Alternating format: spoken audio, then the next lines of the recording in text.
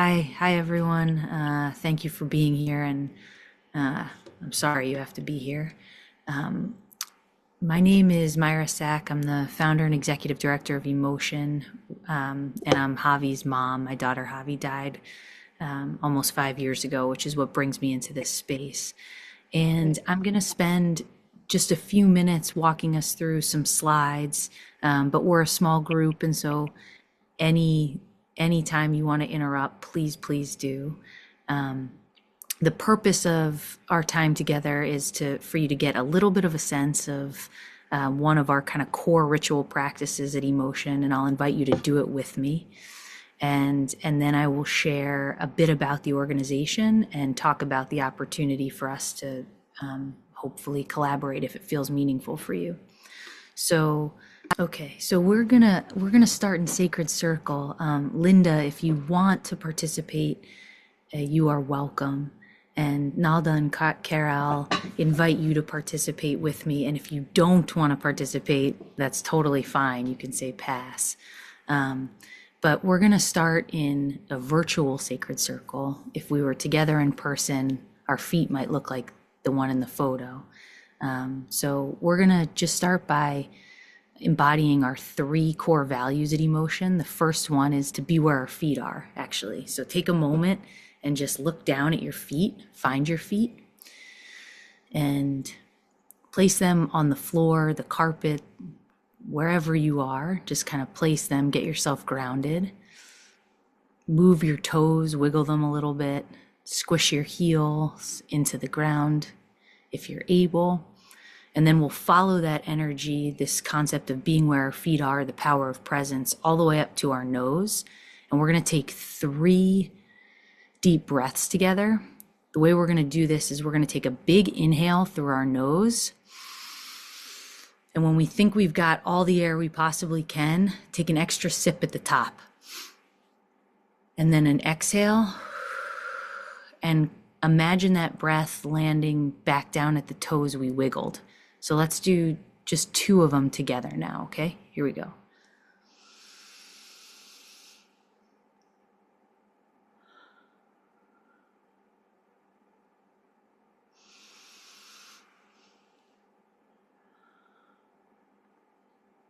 Great. We are here. We'll kind of try to quiet the noise that exists just beyond this time together. And then we'll tap our hearts 3 times. So this is just about honoring whatever's coming up for us. We know in grief it can be a whole bunch of different things. And just let them be, let them move, no judgment. And then finally, we're gonna lift our arms actually and pretend like we're gonna gently tap elbows. So I'm gonna pretend like I'm gently tapping elbows with Nalda and Kara. And this is about connection versus comparison. This is about connecting at our own deepest pain and biggest love at our heart space to the person to our left and right, even though our loss experiences are different fundamentally. And then we're going to move into swaying. And we sway because swaying is that patterned, repetitive, rhythmic activity that comes from Dr. Bruce Perry's science. And it's really that regulating power that's inherent in us, that patterned, repetitive, rhythmic activity that we actually heard when we were in our mother's womb, listening to her heartbeat. And it's why movement, walking, running, jumping, skipping, swaying is so inherently regulating, because it's our strongest somatosensory memory that we have. And so we're gonna sway. We'll sway just 6 times together. So we'll start to the left. 1, 2, 3, 4, 5, 6. And when we come out of swaying, you can continue to rock or sway as we move into our final ritual practice of the Sacred Circle, which is our naming practice. And so the way it works is this: we'll unmute ourselves and the order we'll go in is Myra, then Kara, and then Nalda. And I'll say, I'm Myra, Javi's mom. Javi's the name of my daughter who died. And Nalda and Kara will say back, Javi. So I can hear my daughter's name said back. If you are not ready to do that, just say your own name and we'll say your name back because your personhood matters and is deserving of being said out loud as well. So here we go, okay? I'm Myra, Javi's mom. Javi. Abby. Abby. I'm Nalda, Josh's mom. Josh. Josh. I'm Kara, Matt's mom. Matt. Matt. We'll do it one more time. I'm Myra, Javi's mom. Javi. I'm Nalda, Josh's mom. Josh. Josh. I'm Kara, Matt's mom. Matt. And let's sway together. We'll sway 6 times again to the left.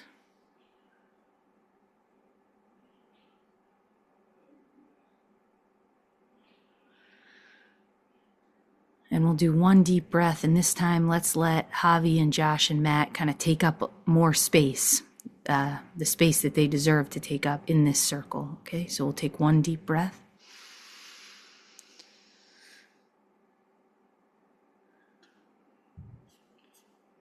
Okay. Thank you. So that's just a very modified version of the way circle starts at every gathering. Our circle is grounded in Dr. Perry's kind of dosed, moderate, and predictable approach to doing anything that is hard and potentially traumatic, which is that we need to be dosed, moderate, and predictable in our approach, in our intervention, for lack of a better word, design, so that we can start to build capacity to hold even harder and heavier things. If we did Sacred Circle in a way that was the opposite of dosed, moderate, and predictable, prolonged, severe, unpredictable, we run the risk of doing more damage to our grieving, to our healing experience. And so our circles are intentionally designed in a way that is therapeutic in nature, but not asking any more of us than we can hold and handle. Emotion's story really started with my daughter. Javi was 2 years, 4 months, and 16 days old when she died. Actually, her diagnosis day was yesterday, December 17th, 2019, and she would be 7 years old now. And really, emotion came out of this, what I was looking for that I couldn't find, which was I wanted a community of people like me who didn't see me as an alien. I needed a community of people who I could move with. I didn't feel comfortable or safe or necessarily right sitting in circle. I wanted to be moving. And I needed to be able to count on it over and over again. I needed some sort of ritual. And so that is essentially how emotion was born. It was born from a group of 18 of us who would meet at a running store called Heartbreak Hill in Boston. This picture is not in Boston. This is another community now. And the 18 of us trained together, we ran together, we circled together. And at the end of the 10-week experience, everyone wanted to keep being together. And so our movement was born.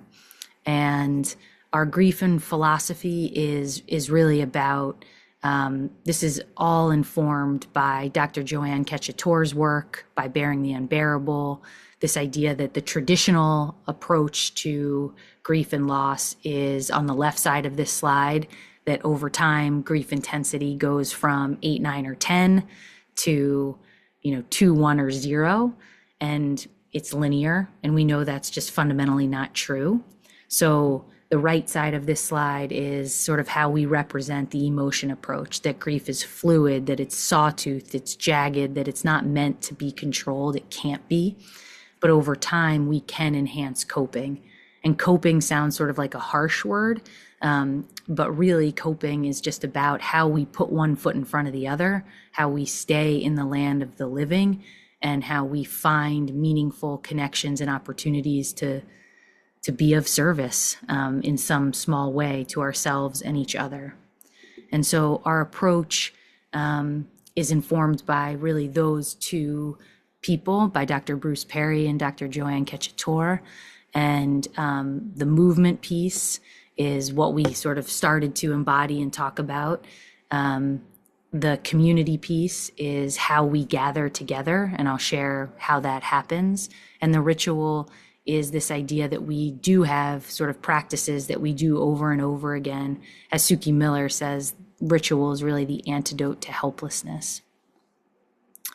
And so I'm going to invite you to just kind of take a little bit of a journey with us as I share what is the movement community model. This is our core program offering at Emotion.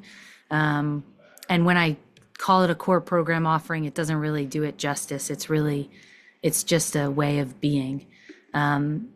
This is from one of our community members who said it was such an immediate relief to know that I was stepping into a room where I didn't have to pretend I wasn't grieving, where people understood what grief is like. It's amazing to know that there's a pocket, a psychological, emotional pocket where we're not alone. So our experience is an 8-week one. Some are sort of give or take a week. Some doesn't matter. The details don't totally matter at this stage, but really they can be sort of 8 to 10 week experiences. They're movement based. The type of movement ranges from running to walking to hiking, to more like yoga and sound therapy. So there's lots of latitude in what your movement practice is. And we, the Emotion team, work with our facilitators to figure out what's right for them and their local community. And this is just about creating a locally driven sacred space to move our bodies and honor our people. To date, we're small but mighty. We have 400 people who have participated in movement communities, and the large majority of those folks participate in multiple over and over again. We're in 17 states, and we have 33 of these movement communities. These are the states we're in right now, but we're growing. We're growing because we get about 3 times the number of people who are looking for community like this than we're able to serve right now, which is why it is so important that we have facilitators who are bereaved parents who may be ready to step into a role where we are guiding people on this journey, as we also are holding our own grief all the time. What does this look like? It always looks like starting in circle, and it looks different depending on who you are and where you are across the country, or the world, I guess, for Nalda now. The core elements, to get very specific, the core elements, there are weekly gatherings. So groups meet in person once a week, and every gathering begins in a sacred circle. We have scripts for facilitators so that facilitators can practice and learn, and we go through training on how to facilitate a sacred circle, all of the elements of it, the grief concepts that we introduce. But by and large, circle takes roughly 7 to 10 minutes only, and that's intentional. We are not a clinical grief group where we sit for an hour. So that circle is in the spirit of Dr. Bruce Perry's dosed, moderate, and predictable approach. And this, we have heard, makes sort of facilitating more manageable for folks like us who are also living the grief experience every day. Then there is weekly movement. So we design weekly movement programs for every community. And those programs are based off of whatever the culminating experience, as we call them, of the group is. And so we follow the facilitator's lead, and that facilitator, who is local to a community, determines what their group is going to sort of move towards. Some facilitators do a 5K, some a 10K, some a half marathon, some do it yourself route design. So there's tons of flexibility. But whatever you decide, we then create a movement program for you. And so in addition to the in-person weekly gathering, you could move every single day following a daily movement practice that we share with you. There is a community of folks who get it. Typically groups are about 15, 20 is on the larger side, and some groups are as small as 6 to 8 people. And then we also provide these grief-informed resources and practices. So every week, you get a companion note, as we call them at Emotion, and those are packed with songs and poems and content that sort of accompany you on your weekly journey. What we hear is that there's a range, as always. Sometimes people pour over their weekly emails and they do every daily movement. They read every note, every poem, listen to every song, and then other people pick and choose what feels right to them. It doesn't matter on our end. We just want people to take what they need. This is just another image of what it looks like for folks to gather. We're old school in that we do believe in sort of in-person human connection where it's possible. We also offer a virtual movement community experience to kind of bring in those people who reach out and say, I want to join, but there isn't a group in my local community. And so we will also be offering a virtual experience this coming spring as well. You can read here, this was from a participant. It was the first time hearing my son's name that didn't completely break me. There were no expectations, just love. So what's the role of the facilitator? This is peer-led care. Really, it's about grievers supporting grievers. We say people who get it because we've lived it, or should say live it. So what's the role?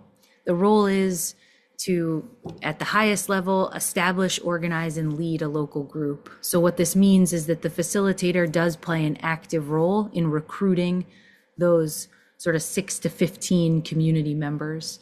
Emotion partners with the local facilitator to do that. We provide all of the marketing, for lack of a better word, assets, outreach to bereavement centers, to YMCAs, to all the places we have in our networks.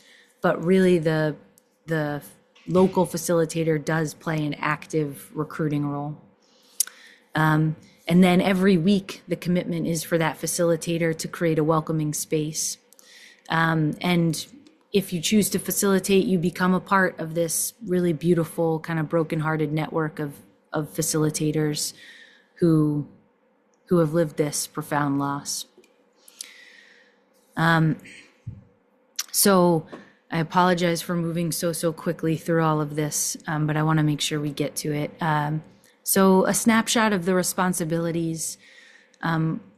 If any of this sounds remotely interesting, here's sort of what it would look like.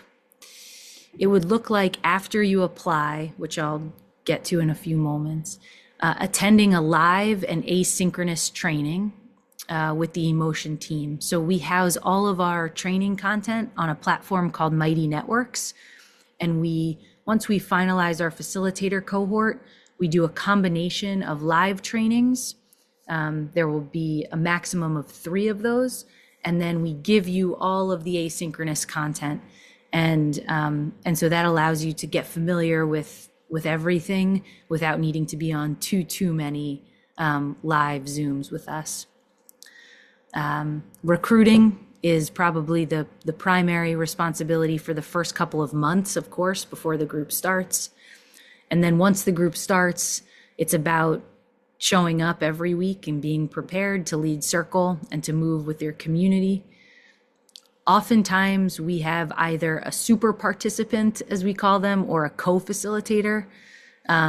That's to reduce the burden on the facilitator if a facilitator is very excited about this opportunity but knows they need to miss 1 or 2 sessions, we help them figure out someone who can partner with them to sort of fill that space. And then we just ask you to to stay connected to us, all of that would become very, very clear. We become a little bit like family. Walking with others on this path, literally and figuratively, has been an incredibly impactful way to lighten the weight of heavy emotions, to share laughter, to take in the awe of the natural beauty, and to experience authentic connection and camaraderie. We were going to do 2 small breakout sessions, but I skipped one and I'm going to skip one more. But should you be watching this or have any kind of curiosity, happy to talk more. And this breakout group, I'll just sort of tease it for us, but it's really an opportunity to think about what role has movement played in your own grief experience, if any. What are the rituals in your daily life right now that do connect you to your child? And is there a time when your community showed up for you in a way that really mattered or resonated? And these are, of course, kind of the fundamental lenses with which we see the emotion experience. So after listening to me so generously in this kind of didactic, which I hate, if you are wanting to learn more about becoming a facilitator, the applications are live on our website. And this link is live. I'll send it to Nalda and perhaps she can post it. And the email address is pepper@emotion-mc.org. That's my colleague. If you are not ready to facilitate and you think you might benefit from participating, there is another active link on the website for interested participants. Of course, getting to know us by subscribing to the newsletter or following us on Instagram. I'm a horrible Instagram user, but I know that it's powerful and important. And it's actually how I found Nalda, so I feel very grateful in that way. And before we close with care and I open up for a couple questions, I'm just gonna flash this QR code. So you can scan this QR code if you want to learn more and fill out the application, or any of the active links are fine. I'm going to take a moment and just stop sharing my screen so we can close in a way that feels a little bit more in the spirit of emotion. So I'm going to invite us just to get grounded again. Maybe if you've tuned out at all to the sound of my voice, you kind of come back and find your feet again and move those toes and squish your heels. And then we'll follow that energy of kind of being grounded, of being held all the way up to our nose. And this time, let's take 3 big breaths. Don't forget that extra sip at the top.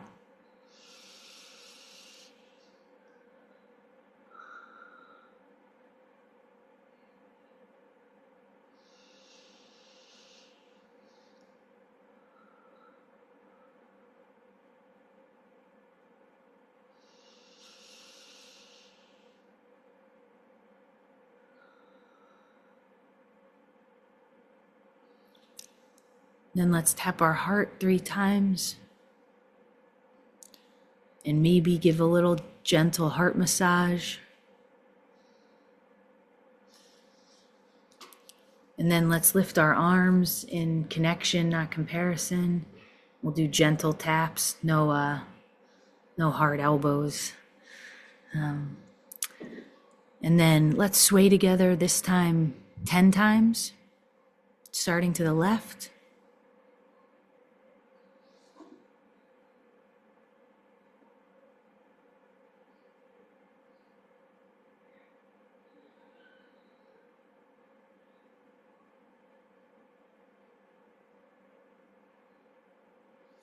We'll close with naming. So why don't, Nalda, you start. We'll hear Josh's name first, and then Kara will hear Matt, and then I'll go. And so we'll do it twice, okay? Go Go ahead, Nalda. I'm Nalda, Josh's mom. Josh. I'm Kara, Kara, Matt's mom. Matt. Matt. I'm Myra, Javi's mom. Javi. I'm Nalda, Josh's mom. Josh. Josh. I'm Kara, Matt's mom. Matt. Matt.